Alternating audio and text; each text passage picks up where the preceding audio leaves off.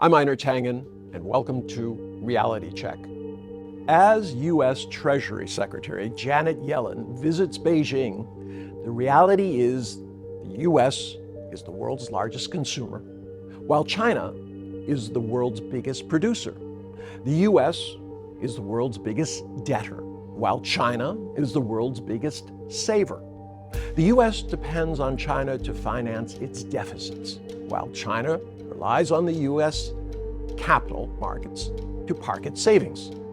However, the relationship, which for over 3 decades created robust inflation-free growth for the United States and prosperity for China, is in danger.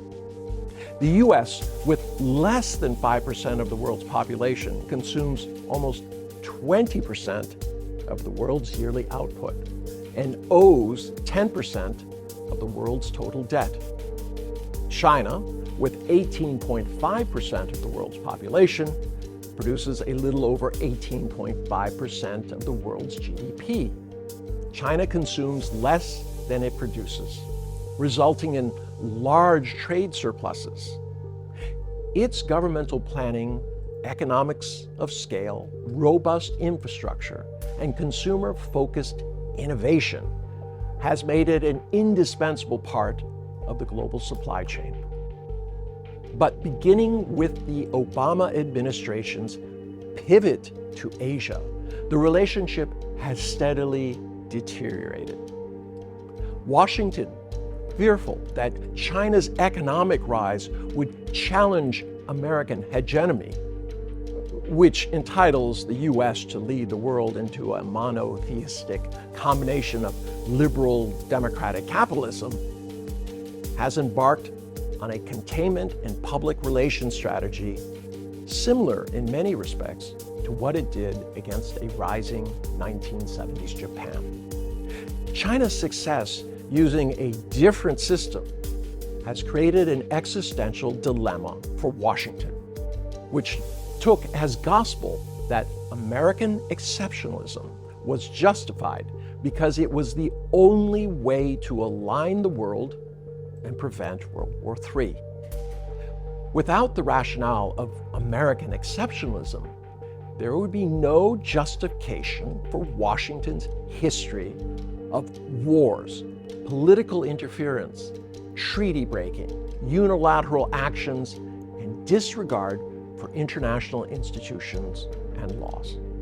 So, what started with misaligned hope on Washington's side for regime change in China, and on China's side for peaceful economic rejuvenation, has now descended into an ideological conflict where Washington repeats big lies as part of a long con. Against this backdrop, Beijing was and still is hoping that Secretary Yellen address tariffs, investment restrictions, blacklists, and de-dollarization.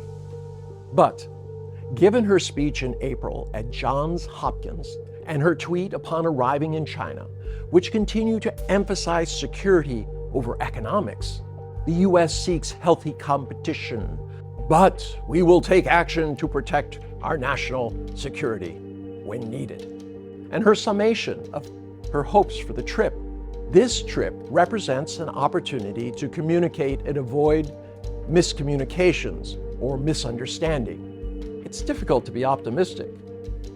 Talking about talking isn't going to change a situation in need of positive actions. Nor was the hypocritical statements Yellen made to U.S. companies in China about her concerns about subsidies and unfair treatment. Given Washington's massive tech subsidies, extensive blacklisting of Chinese firms and individuals, and pending curbs on U.S. investment in China, this wasn't helpful.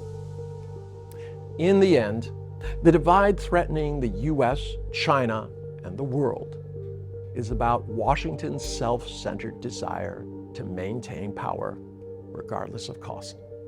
Like Trump's unilateral tariffs continued by Biden, which have hurt American consumers more than Chinese businesses. While Yellen denies the U.S. wants to decouple, the Biden administration's verbal support for de-risking and hostile trade actions contradicts her. Decoupling and de-risking are like Alice in Wonderland's Tweedledee and Tweedledum. You can't tell them apart. Cynically speaking, decoupling and de-risking are just cogs in Washington's public relations long con.